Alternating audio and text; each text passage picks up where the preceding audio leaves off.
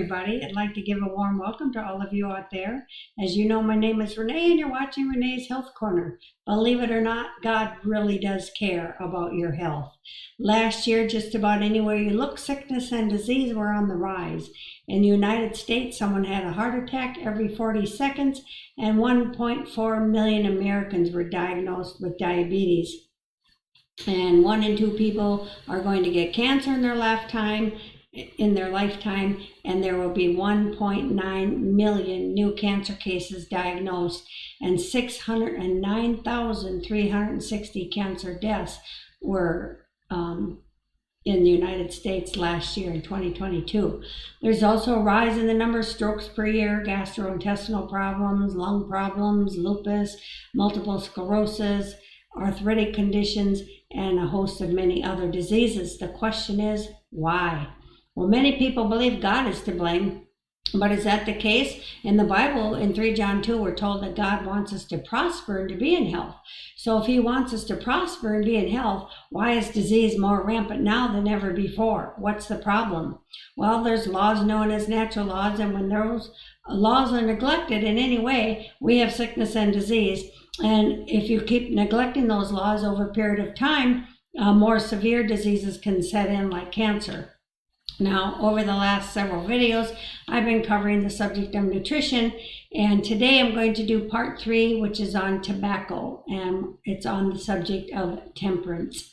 But I want to share a couple quotes with you before I get going. And Psalms 103, verses 4 and 5 says, "Who redeemeth thy life from destruction? Who satisfieth thy mouth with good things?" And then 1 Corinthians 9:25 says, "And every man that striveth for the mastery is temperate in all things." And temperance is one of the fruits of the Spirit in Galatians 5, verses 22 through 23. And then the Spirit of Prophecy in Temperance, page 138, says, "God's people are to learn the meaning of temperance in all things.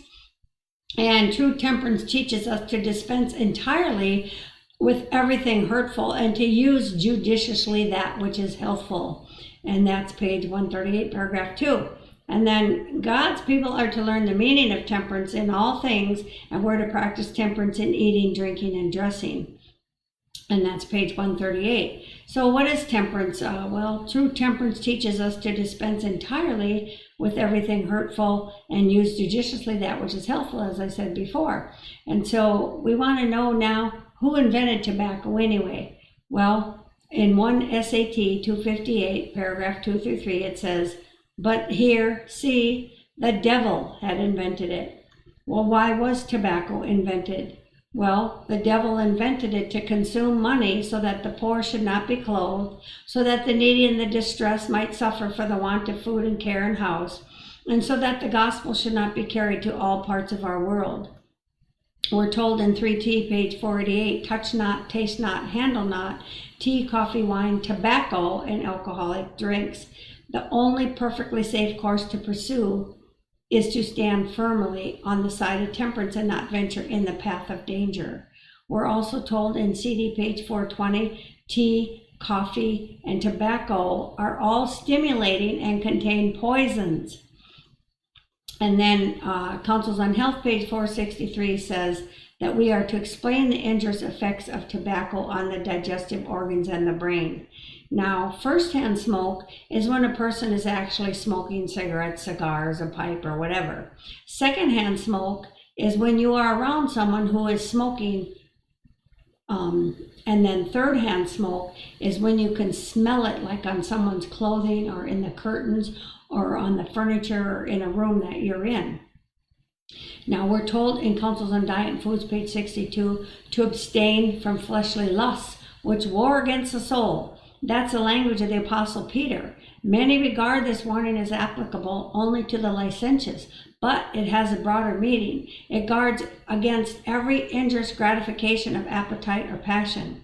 It is a most forcible warning against the use of such stimulants as tobacco. These indulgences may well be classed among lusts that exert a pernicious influence upon moral character.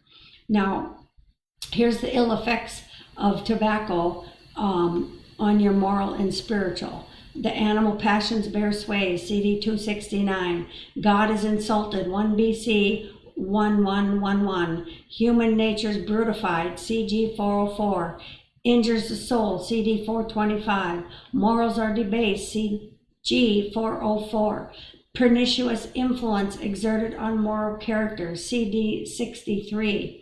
Sense of sacred things is perverted, CD 428 through 29. Your soul is defiled, SL 31. Your willpower to overcome, Temperance 60 through 61. Worship of God is hindered, CD 426. Now here's the ill effects on the mind. Your brain is affected, CH 81. Your brain is beclouded, MH 328. Your brain is benumbed, FE 428. Your brain is confused, Temperance 62. Your brain is injured, CD 463. Your brain powers are destroyed, 9T12. Your brain sensibility is paralyzed, CG 404. Clear perceptions destroyed, Temperance 58. Inability to control your thoughts, Temperance 279. Your intellect is paralyzed, Ministry of Healing 329. Mental degeneracy, CH 49. Mental power ruined, MM 222. Mental sensibilities deadened, CH 84. Your mind is beclouded, Education 202. Your mind is enfeebled, Temperance 58. The mind of the youth are decayed, Temperance 62. Your mind is unbalanced, 9T12. Your nerve power of your brain is weakened, Temperance 69. Reasoning powers are perverted, Temperance 36. Senses are perverted, Temperance 257. Remember, it's with the mind or our brain that we are to serve the law of God, Romans 7:25. Now, here's some ill effects on your body. Your blood is corrupted, 5T440. Your body's impaired, 1T548 through 49. The body of young boys is dwarfed, MH 329. Cancer, digestive organs injured, CH 463. Diseases of every kind produced, CD 421. Emphysema, hardening of the arteries, heart disease, high blood pressure, irritability, Temperance 60 through 61. Lips and chin stained, 4ASG 127. Lung problems, man's spark of vitality extinguished, CD 423. More difficult to eradicate from the system than those of intoxicating drink, MH 328. Nerve irritant, CD 421 through 422. Nerves are excited and paralyzed, MH 228. Nerves are trembling, Temperance 60 through 61. Nervous system is weakened, Temperance 172. The appetite for intoxicating liquor is fostered, Temperance 58 and 3T 428 and 488 through 489. The appetite for stronger stimulants is fostered, Temperance 228 through 229. Your vital force is lessened, Temperance 64, and much more. Now, people are going to be held accountable for spending money on tobacco. In MH 330, it says, no human being needs tobacco, but multitudes are perishing for want of the means that by its use is worse than wasted. Have you not been misappropriating the Lord's goods? Have you not been guilty of robbery towards God and your fellow men? And then that's Ministry of Healing, page 330. And then MM 222 says, disease of every stripe and type have been brought upon human beings by the use of tea and coffee and narcotics, opium and tobacco. These hurtful indulgences must be given up, not only one, but all. Now there's a remedy for addiction. The Lord has a remedy for every man who is beset by a strong appetite for strong drink or tobacco or any other hurtful thing that destroys the brain power and defiles the body. He bids us come out from among them and be separate and touch not the unclean thing. We are to set an example of Christian temperance. We are to do all in our power by self-denial and self-sacrifice to control our appetite. And having done all, he bids us stand stand in his strength. He desires us to be victorious in every conflict with the enemy of our souls. He desires us to act understandingly and as wise generals in an army, as men who have perfect control over themselves. Temperance 1:19. Now, here's some more information regarding tobacco. Alcohol and tobacco are twin evils. Temperance 72. Determine not to use tobacco. Temperance 103. Never spend a penny for it. FE 319. Coffee fosters an appetite for tobacco. 3T 563. Condiments and spices foster a taste for tobacco. Temperance 57. It's more difficult to overcome than the liquor habit. 3T 562. Poisons the atmosphere. CH 83. Considered self-murder. Temperance 65. And the whole man is defiled. Temperance 62. Then we're told the Redeemer of the world came from heaven to help man in his weakness, that in the power which Jesus came to bring him, he might become strong to overcome appetite and passion and might be victor on every point. And that includes tobacco. 3T 488. The including tobacco was added by me. Now, when we're getting ready to quit, here's what we can do. Number one, we need to pray. Pray every time a craving comes on. And then claim the promises found in Psalms 50:15 and 1 Corinthians 10:13. Number two, get rid of all your ashtrays, lighters, cigarette boxes, etc. And number three, stay away from other smokers because the smell is going to get to you. Number four, stay away from tobacco, smoke-filled places. Nowadays, most places you can't smoke in, but if there is any, don't go there. Now, here's a natural remedy to help a person to quit tobacco. Number one, water. Drink lots of water whenever there's a craving, and be sure you add lemon juice to the water because that will help flush the nicotine from your body very quickly. Sucking on lemons is great too. You can also take a steam bath. Sit in a tub that's filling up and use a thermometer. And when the temperature reaches 95 degrees, sit in it for 20 minutes. That is a bath thermometer. Don't use a regular thermometer. Be sure to drink plenty of water before, during, and after, and keep a cold rag on your head at all times. You may need a bowl of cold water on the side, even with ice in it, to dip a rag in it when you get hot, and then you can rinse off in that cool water when you're done. Pour it over your feet. Do not friction dry your body though. Pat it dry and then lay down for 30 minutes. Okay, now diabetics and those with heart disease or blocked or hardened arteries should not do the steam bath or a cold sheet wrap. And this is good for those who can't do the steam bath. What you do is dip a queen size sheet in a bucket of cool water and wring it out well. Then wrap the body completely in this sheet while they're nude. And then you can have the person stand in the bathtub when you do it or wherever it works. But then you wrap a blanket around that and have them lay down for 30 minutes, and that draws toxins out of the body. Also drink red clover tops for tea. You can drink 1 8-ounce cup 3 times a day and take 2 teaspoons of the herb and put it in a coffee mug. What you do then is cover it with boiling water and steep it for 20 minutes. Red clover cleanses the blood and removes the nicotine, making quitting easier. You also can use a lobelia tincture. Take 1 dropper full 2 times a day. Now, here's a stop smoking remedy when you get the urge. You take 3/4 a cup of fresh lemon juice, 1/4 cup of honey, 1/3 teaspoon of peppermint essential oil. Be sure to get the kind you can use internally, and you can get that from Revive, which if you have any questions about it, contact me because I can tell you how to get a good discount and good oils for a good price. And then also what you do is you take all those ingredients and you mix them all together. And when the urge comes on, you take 1 teaspoon.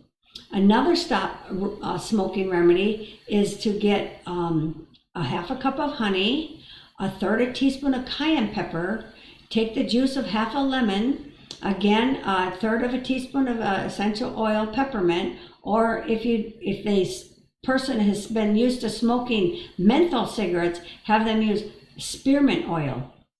Then take a half a teaspoon of liquid smoke, and you can buy healthy liquid smoke on Amazon. If you need help with that, again, ask me. A teaspoon of blackberry concentrate. You can buy that from Trader Joe's or probably Amazon. Google it and look for it in your area. And 2 tablespoons of apple juice. You mix that all together and you take a half a teaspoon as needed.